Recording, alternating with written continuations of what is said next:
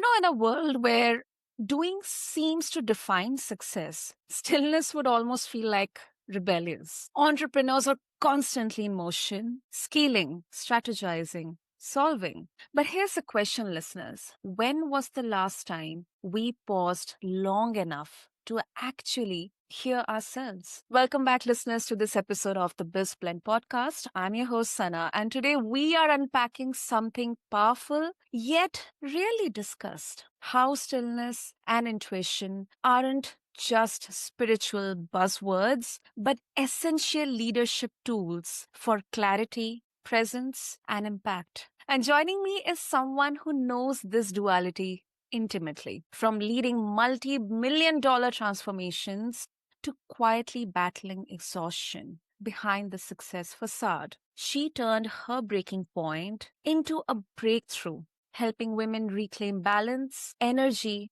and soul aligned leadership.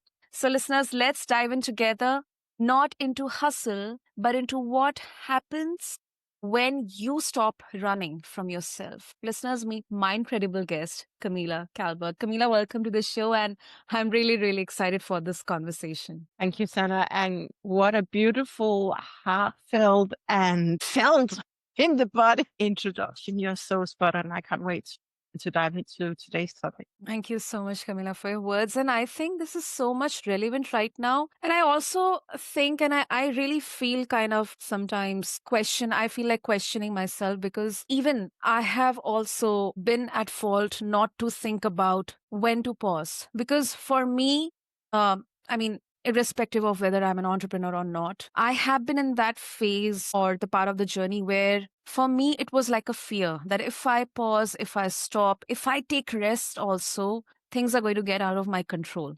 Things are going to get out of my hand. My output will get affected, and I wouldn't get that recognition or that achievement which I have been like dreaming about. So I think this is such a relevant conversation, specifically when we take into the frame of entrepreneurship and business and leadership. So, Camila, to begin with, you have been in high stakes corporate environment where speed and performance are everything. Absolutely. How did stillness first, start to enter your world? And what did it teach you about success? Ooh, that's a good question. First of all, I just want to echo everything that you say about my body's responding. When my body's responding, we're going really deep. I just want to everywhere. The stillness and in a really stillness and allowing ourselves to pause, you say, can feel so much like fear, the contraction, because everything will fall apart. Will they think that I don't have the answer? So I've been there, can so relate to that, what you share. I just want to echo that. And that's why people are coming to me, because they hear when I talk about it, how do we actually allow ourselves to embrace that stillness? But the very good question that you asked, how did I come to that point where I started practicing stillness? So I've been in corporate for 20 years-ish. I can't remember. More than 20. Doesn't matter. But I then decided after, I don't know, I think people for 10 years said, come on, start your own business. And that was my fear, start my own business. But I took the fatal leap and I started my business. And I realized, so I went from IBM to solopreneur. And I realized that suddenly I had no one to turn to. So that was a need. I wanted someone on my team who I could go and vent, because you cannot vent when you're not part of the team. You don't have any trusted advisors and cheerleaders. So I started working with a business mentor. And what I found myself in, I was working with people who were more dominant, not serving people who were more dominant. I was for the client, I was a team lead, and I was having a team with a lot of consultants. Mm-hmm. And they didn't like the approach that I had agreed with my clients. So there was a lot of friction. At the same time, people came to me and say, how can I do this? And I got to that moment where I said, first of all, I want to learn to ask better questions. How do I learn to ask better questions? Because you've probably been there. You say, go and do this. And then people come back and say, it didn't work. All right. Why should I be blamed for it didn't work? Exactly. Right? I found myself so many times caught in that situation. And I So I'm not you. I can give you advice. And that's where stillness came in. And I got my mentor said, you get to really pause before you ask anything. And that was really difficult because when we are in production mode and when we are perfectionists, when we want to serve, we're just saying, we want to help you. But actually, the stillness comes when you feel what was the question or what was just being said. What was the energy in the room? And you feel it. And then you say, here's what I pick up. Here's what I sense. And the very first, I'm so glad you asked this because somehow I was thinking about this morning.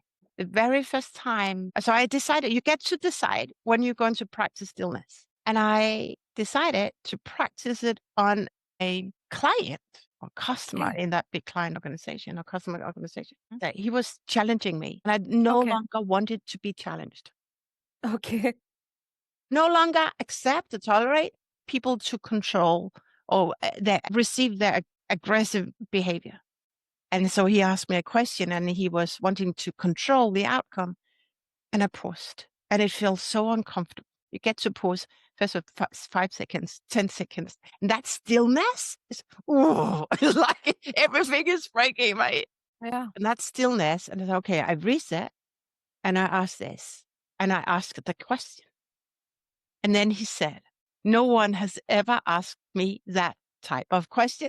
And I said, I am happy. I'm the first one there. Mm. And it makes sense, but I can. So everything that you said in the intro, I said that it felt so uncomfortable to hold the pause. As I was breaking within, I was breaking the trust, I was breaking everything. But it actually turned out to be very, very powerful experience. Wow. Wow. I mean, I could kind of picture it, like the pause, the silence. I mean, would have been like a deafening silence, for your client, or the tension was like so palpable that it kind of, could have been so weighing heavily on you. But I think these type of moments, these moments, they really give us that nudge to look at the mirror, this internal mirror, and ask the questions from ourselves. I think we would love to ask someone else questions, but I think most of the times we kind of try to run away from asking some difficult questions from ourselves. And may I just double down on this? Yeah, yeah, please This go is ahead, so Camille. good, right? Because I don't know where we're going right now, but there was just one thing I wanted, because there is no difficult questions. There are just Okay. higher questions and bigger questions, but we cannot tap into those bigger questions. Can also be a difficult question, right? But it was difficult is only if we label it as difficult, but we can only tap into the deeper questions if we allow stillness to enter the conversation. That's beautiful, Camila. That's beautiful. Um, what's the biggest misconception you have found around stillness? When you try to like get this introduced to the people whom you work with, especially those who are in business or in the leadership positions, if kind of highly coded into the hustle culture. Yeah.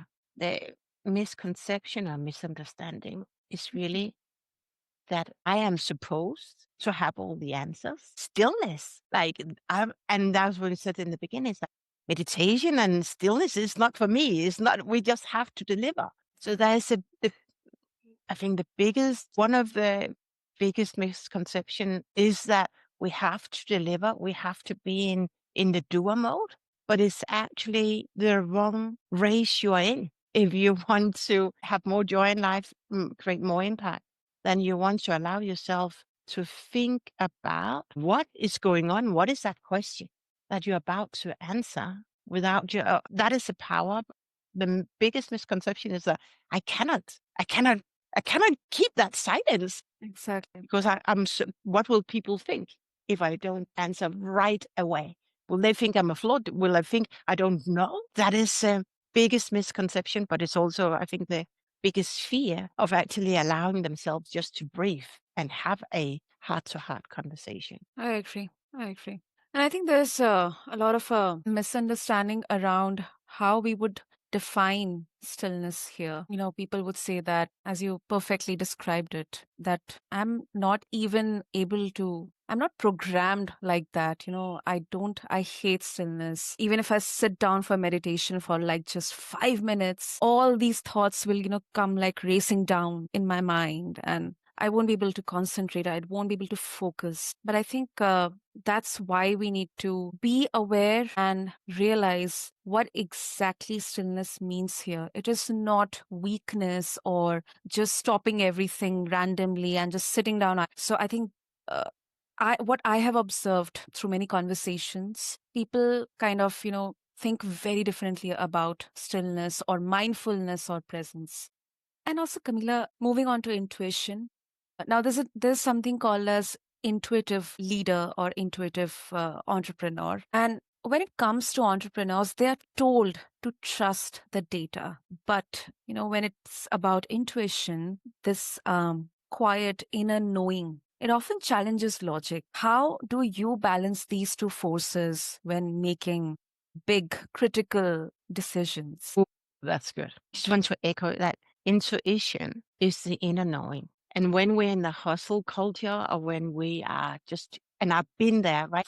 That's how I built my career in BP, Shell, IBM. And the first leg of my business, I was so proud to clock 60 hours in 4 days.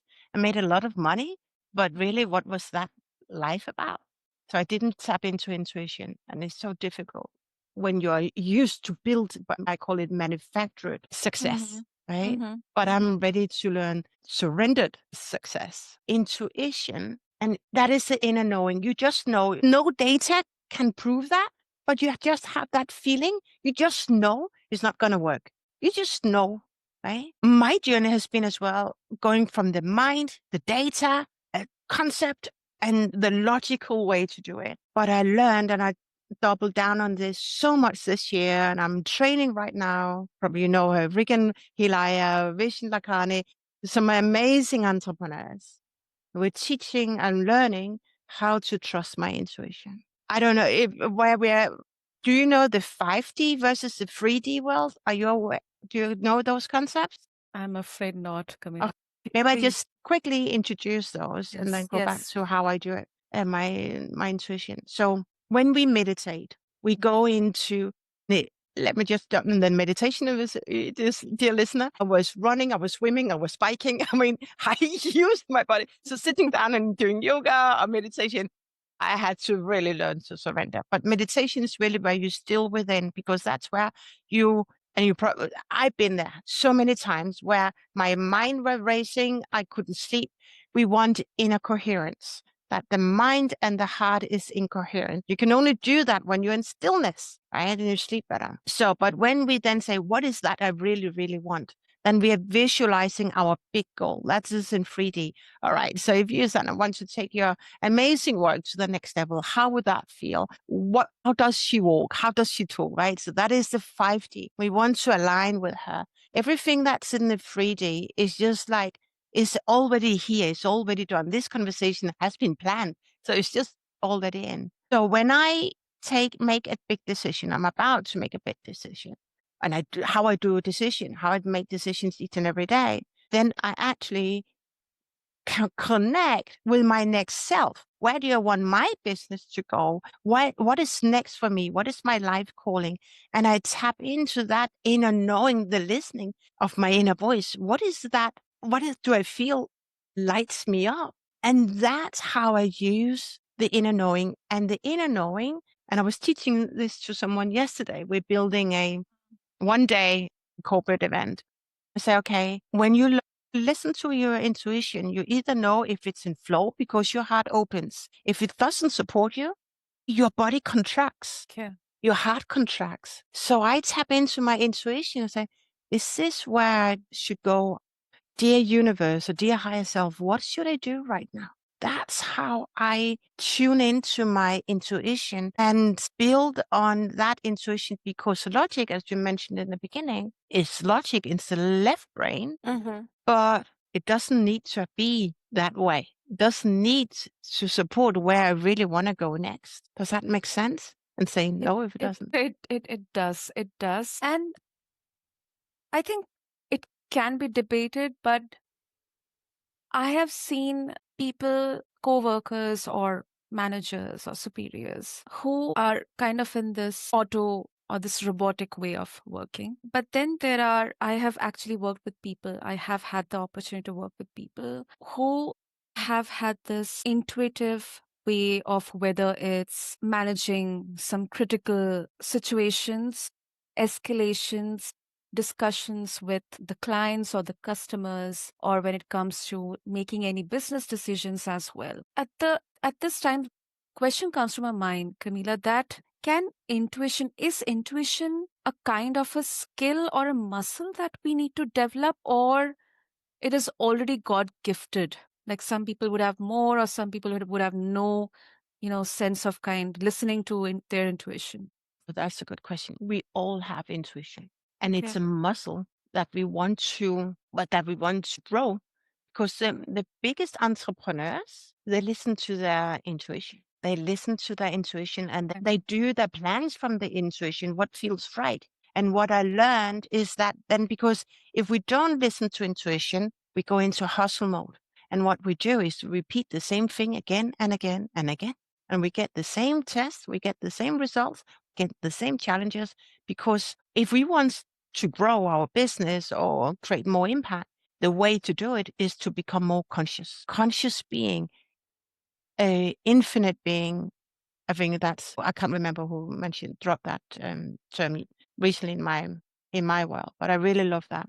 The conscious being. We want to be a conscious leader so that the really blessed way to go about it is to learn to grow your intuition. And the intuition only shows up when you allow yourself to slow down. Slow down to speed up. Most of us, we just speed up. But what happens is that we repeat the same thing again and again and again. If we want greater results, we need to elevate how we think, how we do, what we think. And that is about be more conscious about the same what we do. And then we can listen more and more into our intuition, which we all have, but very few have yet tapped into that. Yeah, I love that. I love that. Now, because in business, intuition would almost sound kind of this unprofessional, but maybe I think it's just underutilized intelligence. Oh, yeah, and that's also some of the pushback or misconceptions. Intuition. What is intuition? I work with a lot of women in pharma, and I cannot use my intuition, but they have, when we don't tap into our intuition, we have Mhm. not tapped into our heart, with our body. The language, this is so deep. This is so deep. The thoughts is the language of the brain. Mm. The feeling is the language of the body. Wow. And we all feel, you've probably been there, right? We all feel, I call it group pressure. Whoever says, oh, you need to do that, or you should do it, and you do it. But have you ever been that side when you just feel, actually, I don't want to do it, but you do it anyway? It doesn't land, and the result is not what you want. Not what exactly. But Exactly. if we ignore that feeling, then we make it harder and slow down success. The way to do it is really to also acknowledge the sensation in our body, the feeling, the message that the body is sending you. We have more faculties to tap into than just the thoughts. Yeah. Yeah. And can intuition ever mislead us, Camila? I mean, sometimes people would say that it's not your intuition, but maybe it's something kind of a biasness because you think, because you know this won't work, that's why you are saying it doesn't feel right. But what if the output is something different? So I think this is also one of the misconception when it comes to intuition. So what's your thought on this, Camila? Can it ever mislead us? Or maybe we just don't know how to interpret it correctly? Wow, that's both a deep question, it's also a wide question. Okay. Oh, I don't I don't think that if there's a truth, right, on this on intuition, but all the trainers I've been in, I wish I just could find been I got a lot of books here. So last year, 2 years ago, I started training my community how to tap into your intuition because I've always worked with top mentors and coaches who tap into their intuition. I had to learn it the hard way. And I didn't know. I mean, for most of my life, I did not tap into my intuition. But you probably know that you just know, you just know that this happens and it happens, right?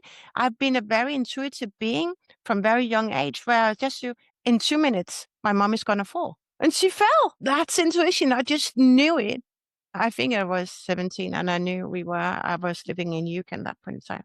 But Okay. some people say, but you cannot tap into your intuition, as you mentioned, right? But I don't think the intuition can ever mislead us. I want to bring this book, Trusting Your Vibe by Sonia Croquette. Okay. Probably you can also drop it in your show notes. So Sonia Croquette is a go-to business mentor for highly successful people who want to be more successful by working less hours. I mean, who do not want to create more impact and have more joy in life, right? That is the path I'm on. Teach them how to do it. And Yeah. Sonia also had training with teaches us how to listen to our intuition. So from what I know, from what I practice, what I experienced, intuition will always guide you. And that is being as the spiritual being. That is because that is the soul. Your soul knows what is best. We may not listen to that intuition out of fear. So we listen to our thoughts, so we go back to what worked in the past. But that's just going to be a loop because if we want to create more impact, then we want to step into the unknown and create results from trusting the process. Otherwise, Yep. we're just going to repeat the past. It's like a loop. It is, if we don't lean in, 2% or 3%, do something scary every single day and trust it, then we're just going to loop the same success. That's why, whether we are entrepreneurs or leaders, if we just don't, if we stay in that comfort zone, which is, I call it the uncomfortable comfort zone, because I think the people who listen to your podcast, amazing podcast, your work, and people who come into my work, they actually want more life, but they're afraid to step into the unknown. So that's why I call it the uncomfortable comfort zone. We get to really grow as a conscious, into a conscious being. I really love that uncomfortable comfort zone. I really love that. I really love that. And it's, I think, fascinating. It's really, I think it's something that, I mean, what I believe very, very strongly, Camila. And that's why, even if you're an entrepreneur or you have got all the materialistic stuff and everything, I think learning, gaining experiences, meeting or interacting with like minded people, sometimes constructive criticism also, I think they contribute hugely into, strengthening that intuitive muscle within us because we are expanding, view or our focal view of looking at situations or problems or challenges. Because if we are completely restricting or having that tunnel view, I think we'll look at everything from that point of fear. We'll also consider that, whatever my heart is saying, that is also coming from fear, or maybe, as people would say, biasness. So I think that's also one of the factors involved affecting here. But there's so many things that you blend in beautifully. Yeah. Also, when the download here, that's that download, for example, is all the intuition. What is that Yes. message I want to really channel? Mm-hmm. If there's fear, that fear is going to slow you down. Well, it's you, the listener, me, right? And that is the block which you want to flip. That fear has been installed in you, is an old belief, and the very reason why you procrastinate what you really, really want to do. Exactly. Yeah. And I work through my fears each and every day. A mentor said to me yesterday, if what you want in your life, the freedom, I'm meditating, I'm my big goals. If it's not right here now in your 3D world, like right now on your bank account, in your community, what fear is stopping you? Right. So we want to, that is the intuition. I want this, I want to go this. But if fear is showing up and get me to take plan B instead of plan A, we want to slow down and be so curious about what is it that I believe to be true. Yeah. Yeah. May I share something? This is so Please, please, deep. Camilla. Mm-hmm. Very, so I work through fears every day. So I'm active on LinkedIn. I schedule my post. And then there was a post this week. And I choose to write a post about bending reality. I'm learning to bend reality. So I bended these cutleries, for example, right? Oh, Yeah. okay. So bending reality. Can you bend reality with your mind, right? Just by thinking bigger. I chose to write a post about that. And I was curious, why didn't I release the post that I already scheduled? And I went back Okay. and I had to sit with that fear, that lead magnet, that what I want. But that's really what the next Camilla wants. She wants to share more of her wisdom. But what is that? Maybe I'm not good enough. That not being good enough is showing up in so many different layers from my childhood, from my school, where I was told I was not good enough, that I couldn't go. We have to really go be curious about that fear, because fear is overriding your intuition. I agree. I agree with you. It has happened with me as well many a times. Yeah. Want to share? Yeah, I would, I mean, something that, I believe I would love to share with people out there. I mean, my heart would tell, Sana, just go and share it, share it, share it. But then halfway, just like writing or, creating that post, or maybe making a video, my mind would say, okay, um, I've seen people getting trolled or getting hate comments, or the post may not be engaging enough. Why to share? Let's just stop it right there. So there's this, a kind of a battle going on within with my mind and heart in there inside. And it has been quite, it's sometimes it kind of really, really wears you down. Um, that, oh my goodness, now you're not courageous enough to even share your thoughts out there. How will you share, your experiences?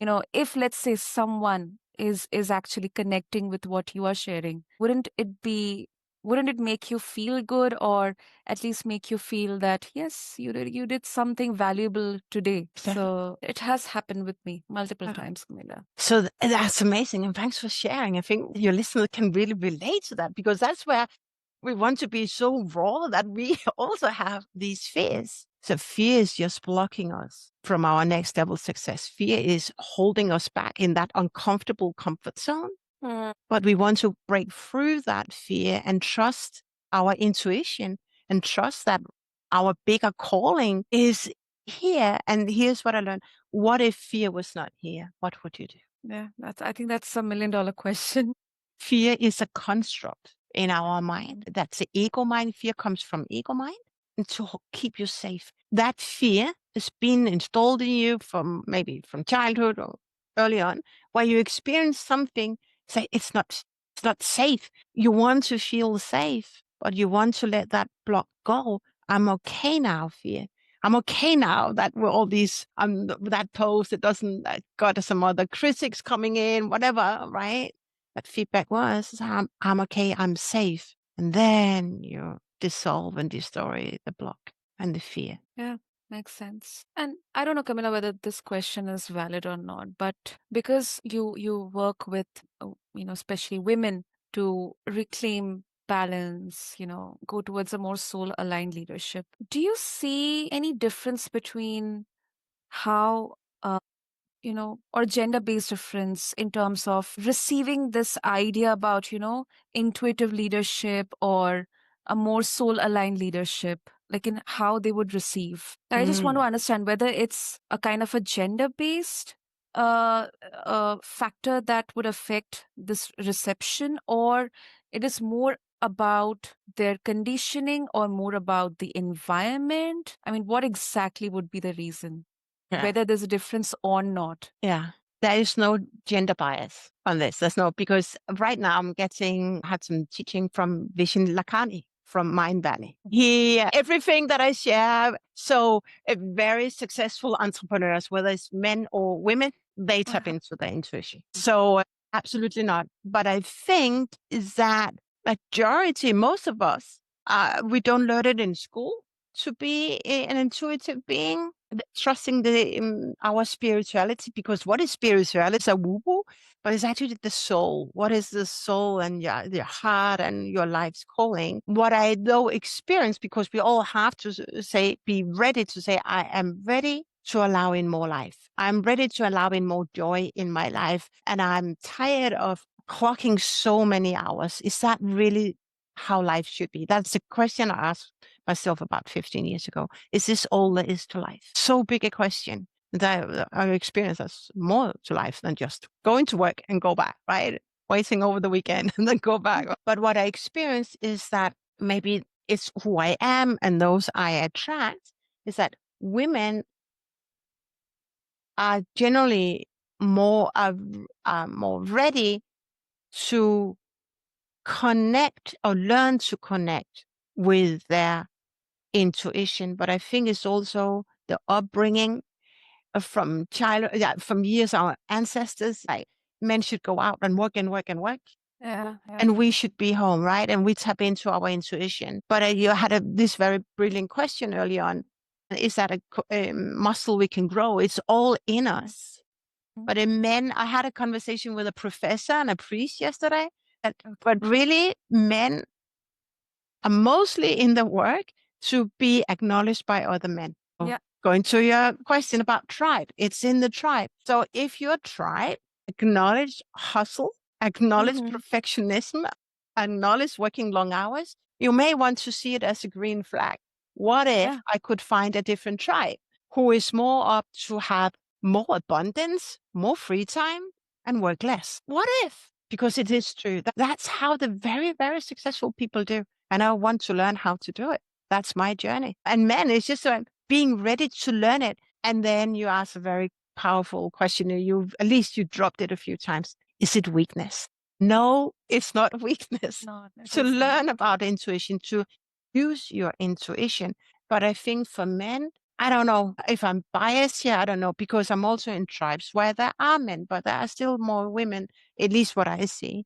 But men is like, it may be so uncomfortable. It feels so uncomfortable to learn to slow down. When you slow down, in I tested so many times in my tribe, I also have many, your shoulders drop. I mean, when you just allow yourself to breathe, your shoulders drop. And when you breathe, you reset. Yeah. Yeah, can you feel it? You can You feel your it already. element. Yeah. And that's also mental health, mental wellness. So much, so much. There's so many blessings when you just trust what I'm sharing and go on and be curious about how you can grow your intuition, dear listener. Absolutely. Super, super. So Camilla, before we wrap up this really, really deep conversation, for listeners, if they would like to connect with you to explore this muscle of intuition and they would like to embark on this journey of embracing stillness, and they would also like to share their thoughts after this conversation with you, what will be the easiest medium to connect? Lovely.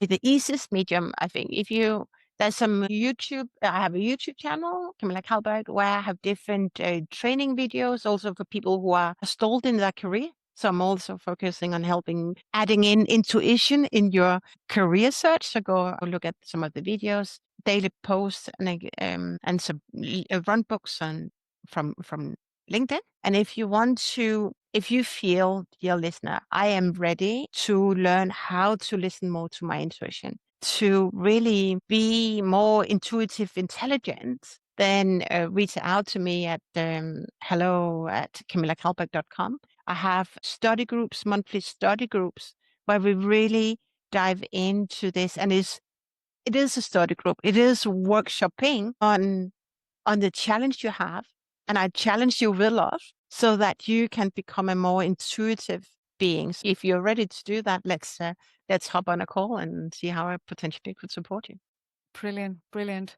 Listeners, I'll have all the details in the show notes and in the description section. So just go and check out Camilla's YouTube channel, Camilla Calberg, and also reach out to her, check out her resources and workshops. I think, listeners, conversations on BizBlend like this, they remind me that real success isn't just about scaling in business. I think it's about expanding our awareness as well. And stillness and intuition are not a retreat from action. It is not stopping or pausing your action. They are what makes your actions intentional. When you learn to pause, you lead differently. You live differently. So, if today's talk gave you something to reflect on, maybe a moment of clarity, a question which is worth sitting with, or doing self introspection, that's your cue to slow down. and listen a little closer to what's already within you. And Camilla, thank you so much for this thought provoking conversation, being so candidly open, sharing your journey, sharing your insights, and giving a blueprint, a guide to move forward on this path of exploring stillness and intuition. Thank you, Sana. Thank you for having me. And even your closing is so spot on. So I'm beyond grateful to be here. Thank you. Thank you so much, Camilla. Thank you. And thank you to all the listeners for watching this podcast and listening to this conversation with Camilla Calberg. And I would love to hear from you what resonated with you. So just drop your reflections in the comment section, drop your thoughts in there, and let's make this a space where business meets balance and ambition meets alignment. And hey, if you're new here, subscribe to BizBlend. I'm your host, Sana, and here we explore the deeper side of entrepreneurship, the mindset, the energy, and the real human stories behind success. So make sure that you hit the subscribe button, tap the bell icon, and stay connected because your next breakthrough might just come from a little stillness. Thank you so much.